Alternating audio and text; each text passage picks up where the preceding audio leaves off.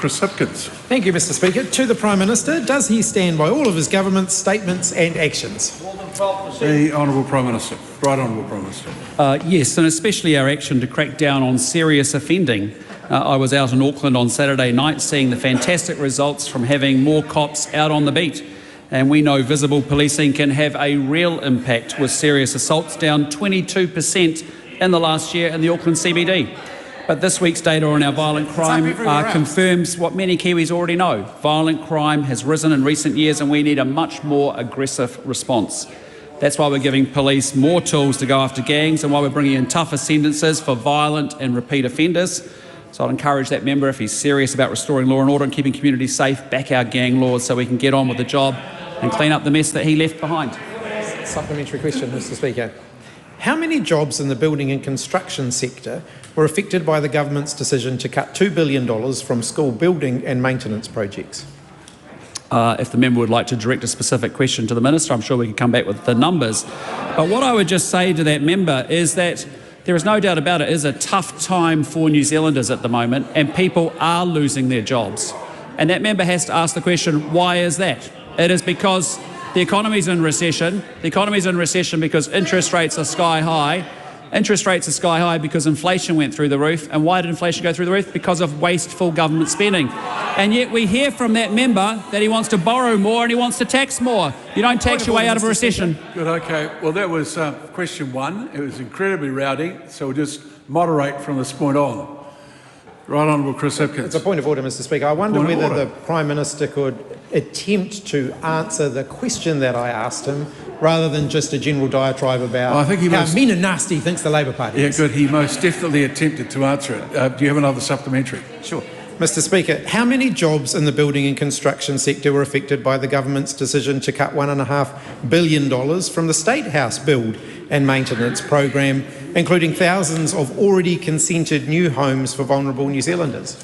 Well, I disagree with the characterisation of that question. I'd just say in answer to his further question, there's actually been more money put into school buildings. That's what we're doing. But I just say, again, we are in a tough time because of the economic mess that the Labour government left behind. And you have to take some responsibility for that as the former Prime Minister and as a former government, and you're not. Supplementary question, Mr Speaker. Could the $530 million plummet in building activity between the June 2023 and June 2024 quarters be due to his government cutting $2 billion from school build and maintenance projects, $1.5 billion from State House building and maintenance projects, and funding from hospital rebuilds? We did not cut anything from school buildings, but I just say to that member, we are where we are in the election, we are where we are in the economic cycle by virtue of the decisions that your government made. Businesses have hung on through a recession, businesses have hung on through high interest rates, they've hung on through high levels of inflation, and now they're having to lay off workers. That is the consequence and the history of economics. I hope that you learned something about economics on the UK trip.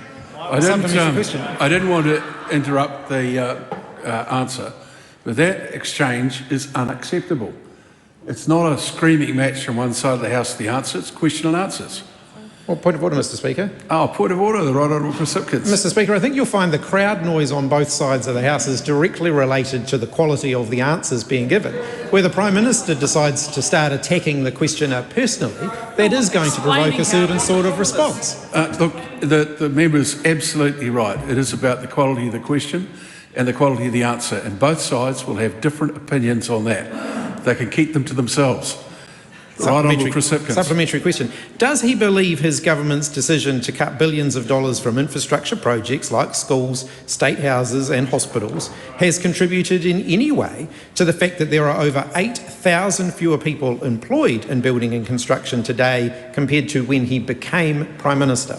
I just say to that member, we are seeing the lag effects of a woeful economic management of the previous administration.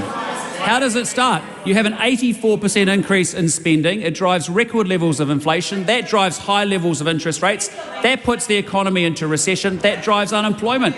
That is the history of economics that we've been trying to articulate to that member and also his former government about why they got it so wrong. Take some responsibility. We are where we are today because of woeful, uneducated economic management.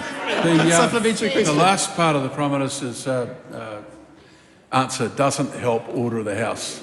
He answers for the government. He doesn't question the opposition. The Right Honourable Winston Peters. Could I ask the Prime Minister, does he not think he should contact UK Prime Minister Keir Starmer about a visitor soon to come to his conference and warn him that sliding poles are contagious?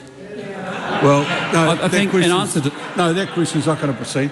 There's, if you think about the primary, then there's been no action by the Prime Minister in that regard. You can't call for it. Right Honourable Chris Hipkins. How many of the 55,000 New Zealand citizens who have left the country since he became Prime Minister, 1% of the population, worked in the construction sector? Again, I just say direct your questions to the Building and Construction Minister if you want a specific answer. But what I do know is that our economy has been in trouble because of economic mismanagement on a scale we haven't seen before. We didn't need to have high inflation if you controlled spending. We didn't need to have high interest rates. We didn't need to have a recession and therefore rising levels of unemployment. This is the history of economics. I appreciate the Labor government didn't understand economics. We do. We're fixing it. We're sorting it out. Supplementary question, Mr Speaker. Well, which of the best reflects his so-called laser-like focus on outcomes? Fewer homes being built, fewer classrooms being upgraded, fewer jobs in building and construction, or record numbers of Kiwis simply giving up and leaving the country? This is a government that is focused on rebuilding the economy, fixing the mess that we've inherited so that people can get ahead. You've seen lower levels of inflation, you've seen interest rate cuts, you've seen rising, the highest level of business confidence we've had in 10 years. Then we'll get economic growth, then we'll keep people in employment. But that's the program that we're working through economically. I wish the member understood economics. I hope that he can learn about financial discipline in the UK.